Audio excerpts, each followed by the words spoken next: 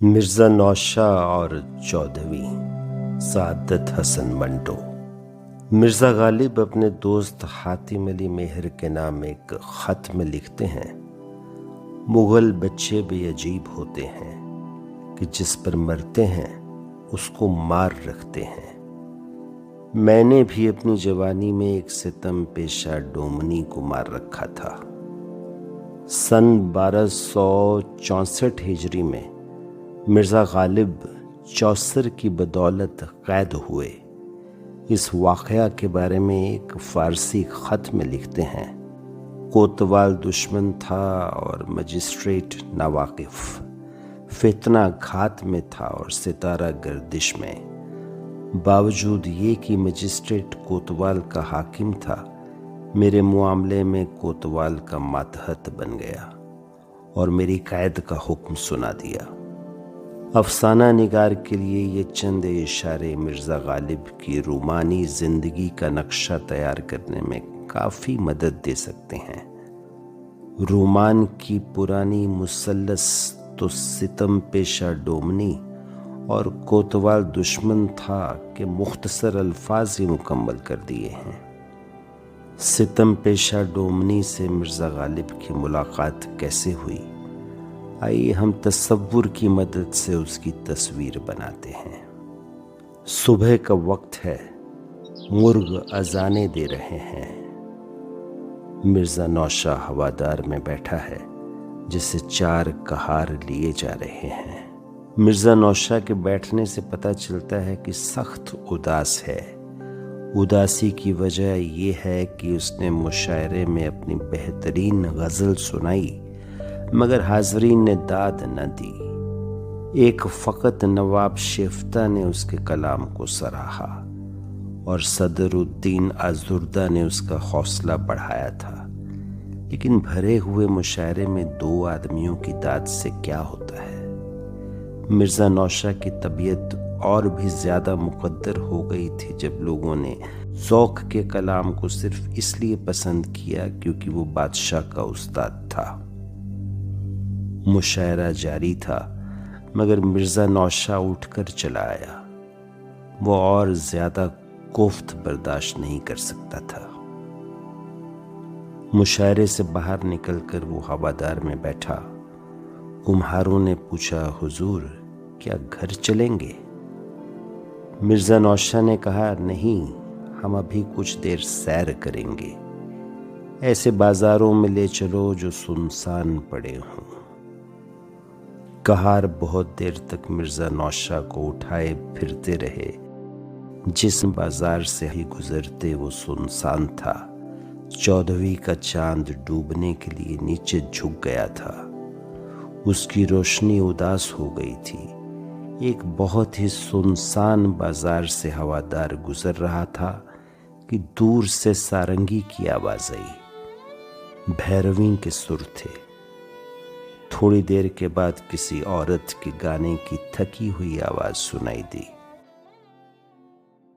नुक्ताची है हमें दिल, उसको सुनाए ना बने, क्या बने बात जहाँ बात बनाए ना बने। नुक्ताची उसी की गजल का एक मतला भैरवी के सुरों पर तैर रहा था। नुक्ताची है गमे दिल, उसको सुनाए न बने, क्या बने बात जहां बात बनाए न बने। आवाज में दर्द था, जवानी थी, लेकिन ये मतला खत्म होते ही आवाज डूब गई। दूर एक कोठे पर मलिका जान जम्हाइयाँ ले रही है। चांदनी बिछी हुई है जिसकी सिलवटों से और मोतिया और गुलाब की बिखरी और मसली हुई पत्तियों से पता चलता है कि नाच की महफिल को ख़त्म हुए एक अरसा गुजर चुका है। मलिका जान ने एक लंबी जमाही ली और अपना ज़ईफ़ बदन झटक कर अपनी सांवली सलोनी बड़ी बड़ी स्याह आँखों वाली नोची से जो गाव तकिए पर सर रखे अपनी गावदुम उंगलियां चटखा रही थी, कहा, मोमिन है, शेफ्ता है, आजुर्दा है, उस्ताद शाह ज़ौक़ है। समझ में नहीं आता कि कल के उस मुब्तदी शायर गालिब के कलाम में क्या धरा है कि जब न तब तो उसी की गज़ल गाएगी। नोची मुस्कुराई। उसकी बड़ी बड़ी स्याह आंखों में चमक पैदा हो गई। एक सर्द आह भरकर उसने कहा, देखना तकरीर की लज्जत की जो उसने कहा, मैंने ये जाना कि गोया ये भी मेरे दिल में है। मलिका जान ने पहले से भी ज़्यादा लंबी जमाई ली और कहा, भाई अब सो भी चुको, बहुत राह देखी जमादार हशमत खां की। शोख चश्म नोची ने उंगलियों में उंगलियां डालकर बाजू ऊपर ले जाकर एक जमाही लेते हुए कहा, बस अब आते ही होंगे। मैंने तो उनसे कहा था मिर्ज़ा गालिब के आगे से जूं ही शम्मा हटे वो उनकी गज़ल की नकल लेकर चले आए। मलिका जान ने बुरा सा मुंह बनाया। उस निगोड़े मिर्ज़ा गालिब के लिए अब तू अपनी नींद भी हराम करेगी। नोची मुस्कुराई। सामने फिद्दन मियाँ सारंगी पर ठोड़ी टिकाए पिनक में ऊँग रहा था। नोची ने तंबूरा उठाया और उसके तार हौले हौले छेड़ना शुरू किए। फिर उसके हलक से खुद बखुद शेर राग बनकर निकलने लगे। नुक्ताची है गमे दिल उसको सुनाए न बने, क्या बने बात जहाँ बात बनाए न बने। फिद्दन मियाँ एकदम चौंका, आंखें मूंदी रहीं, लेकिन सारंगी के तारों पर उसका गज चलने लगा। बुलाता तो उसको मगर जज्बाए दिल उस पे बन जाए कुछ ऐसी की बिन आए ना बने, नुक्ताची है। गाने वाले की तस्कीन न हुई, चुनांचे उसने शेर को यूं गाना शुरू किया, मैं बुलाती तो हूँ उसको मगर जज्बाए दिल उन पे बन जाए कुछ ऐसी कि बिन आए न बने। मलिका जान एकदम चौंकी। उसने नोची को इशारा किया, वो भी चौंक पड़ी। सामने दहलीज में मिर्ज़ा नौशा था। मलिका जान फौरन उठी और तस्लीमात बजाई। नोची ने भी उठकर खड़े कदम ताज़ीम दी। ये जानकर कि शहर के कोई रईस हैं, मलिका इस्तकबाल के लिए आगे बढ़ी। आइए आइए तशरीफ़ लाइए, ज़हे किस्मत कि आप ऐसे रईस मुझ गरीब को सरफराज फरमाएं। आपके आने से मेरा घर रोशन हो गया। मिर्ज़ा नौशा ने हुस्न मलीह के नादिर नमूने की तरफ देखा। नोची ने झुककर कहा, आइए इधर मसनद पर तशरीफ रखिए। मिर्ज़ा नौशा ज़रा रुक कर बैठ गया और कहने लगा, तुम्हारा गला बहुत सुरीला है और तुम्हारी आवाज़ में दर्द है। न जाने क्यों बेखटक अंदर चला आया। क्या तुम्हारा नाम पूछ सकता हूँ? नोची ने पास ही बैठते हुए कहा, जी मुझे चौधवी कहते हैं। मिर्ज़ा नौशा मुस्कुराया, यानी आज की रात। चौधवी मुस्कुरा दी। मिर्ज़ा नौशा ने कहा, भाई खूब गाती हो। चौधवी ने हस्बे दस्तूर जवाब दिया, आप मुझे बना रहे हैं। मिर्ज़ा नौशा को मजाक सूझा, बनाई तरकारी सब्जी जाती है, तुमको थोड़े ही बनाया जा सकता है। चौधवी को कुछ जवाब देना ही था, चुनांचे उसने कहा, खूब खूब, ये भी खूब। मैं बनी बनाई हूँ, अल्लाह ने मुझे बनाया है। मिर्ज़ा नौशा ने उसी लहजे में कहा, अल्लाह ने सभी को बनाया है, पर तुम बनी अभी नई नई हो। चौधवी के सांवले होंठों पर मुस्कुराहट फैल गई। उसके चमकीले दांत मोतियों की तरह चमके। मिर्ज़ा नौशाह ने फरमाइश की, ज़िला जगत की छोड़ो और ज़रा फिर वही गज़ल गाओ। ना मालूम किसकी गज़ल है, नुक्ता ची है गमे दिल। हाँ, ज़रा शुरू करो। 14वीं को फरमाइश का ये अंदाज़ पसंद नहीं आया। चुनांचे उसने ज़रा तुनक कर कहा, ये गज़ल गालिब की है और गालिब का समझना कोई सहल नहीं। मिर्ज़ा नौशाह ने पूछा, क्यों? समझे तो कोई पुख्ता कार समझे, आप ऐसे नौजवान क्या समझेंगे? मिर्ज़ा नौशाह मुस्कुराया, भाव बताकर गाओ तो कुछ भाव से अंगों से शायद समझ लूं। अब 14वीं को जगत सूझी, फुल्की सी नाक चढ़ाकर कहा, भाव का भाव महंगा पड़ जाएगा। मिर्ज़ा नौशाह एक लम्हे के लिए खामोश हो गया, फिर 14वीं से मुखातिब हुआ, आपको गालिब का कलाम बहुत पसंद है? 14वीं ने मुस्कुराकर जवाब दिया, जी हाँ। मलिका जान जो अभी तक खामोश बैठी थी, मिर्ज़ा नौशाह से मुखातिब हुई, हुजूर कई बार समझा चुकी हूँ इसे कि ज़ौक़ है, मोमिन है, नसीर है, शेफ्ता है, सब माने हुए उस्ताद हैं, पर ना जाने इसे उस अताई शायर गालिब में क्या ख़ास बात नज़र आती है कि आप मोमिन की फरमाइश करेंगे और ये गालिब शुरू कर देगी। मिर्ज़ा नौशाह ने मुस्कुराकर 14वीं की तरफ देखा और कहा, ऐसी कोई ख़ास बात होगी? 14वीं संजीदा हो गई, ये तो वही समझे जिसे लगी हो। मिर्ज़ा नौशाह ने दिलचस्पी लेते हुए पूछा, क्या मैं सुन सकता हूँ वो आपके दिल की लगी क्या है? 14वीं ने सर्द आह भरी, ना पूछिए, कहाँ मैं एक गरीब डोमनी, कहाँ गालिब, जाने दीजिए इस बात को, कहिए आप किसकी गज़ल सुनेंगे? मिर्ज़ा नौशाह मुस्कुराया, गालिब की, और कहिए तो मैं आपको गालिब के पास ले चलूं।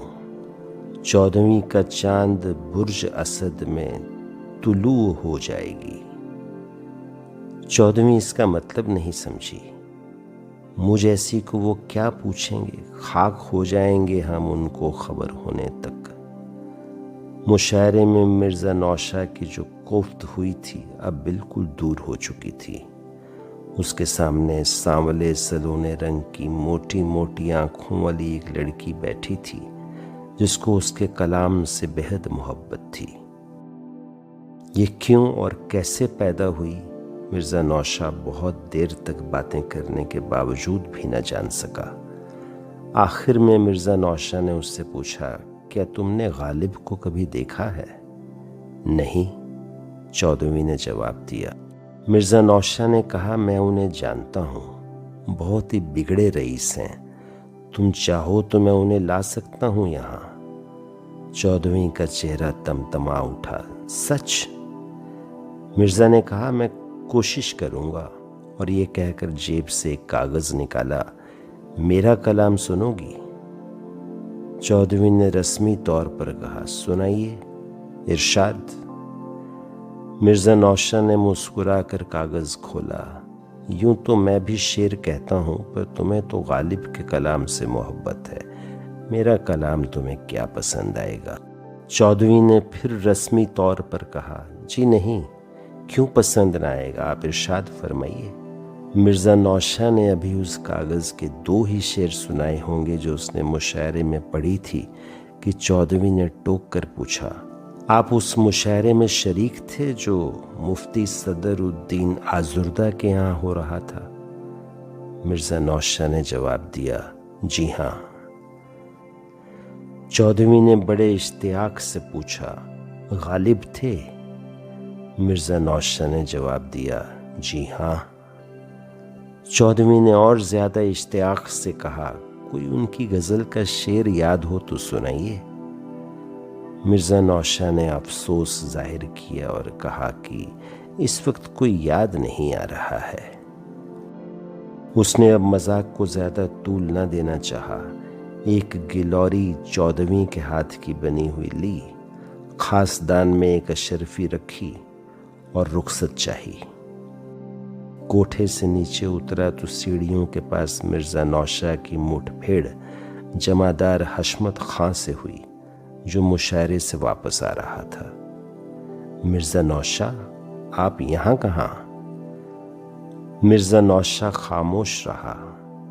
हशमत खां ने मानी खेज अंदाज में कहा, तो ये कहिए कि आपका भी इस वादी में कभी कभी गुजर होता है? मिर्ज़ा नौशा ने मुख्तसर सा जवाब दिया, फ़कत आज, और वो भी इत्तेफाक से। खुदा हाफिज। ये कहकर वो हवादार में बैठ गया। हशमत खां ऊपर गया तो 14वीं दीवानावार उसकी तरफ बढ़ी। कहिए गालिब की गज़ल लाए? हशमत खां की समझ में न आया कि क्या कहे। गज़ल का कागज़ जेब से निकाला और बड़बड़ाया, लाया हूँ, लो। 14वीं ने पुरइश्तियाक़ हाथों से कागज़ लिया तो हशमत खां ने ज़रा लहजे को सख्त करते हुए कहा, पर गालिब तो अभी अभी तुम्हारे कोठे से उतर कर गए, ये माजरा क्या है? 14वीं चकरा सी गई। गालिब मेरे कोठे पर अभी अभी उतर कर गए? मुझे दीवाना बना रहे हो? मेरा कोठा कहाँ, गालिब कहाँ? जमादार ने एक एक लफ्ज़ चबा चबा कर कहा, वाकई सच कहता हूँ, वो गालिब थे जो अभी अभी तुम्हारे कोठे से उतरे। 14वीं और ज़्यादा चकरा गई। झूठ नहीं 14वीं, सच कह रहा हूँ। 14वीं ने पागलों की तरह हशमत खां को देखना शुरू किया। मेरी जान की कसम, गालिब थे। झूठ, मुझको बना रहे हो। अल्लाह, सच कहो, गालिब थे। हशमत खां भिन्ना गया। अरे तुम्हारी ही जान की कसम, गालिब थे।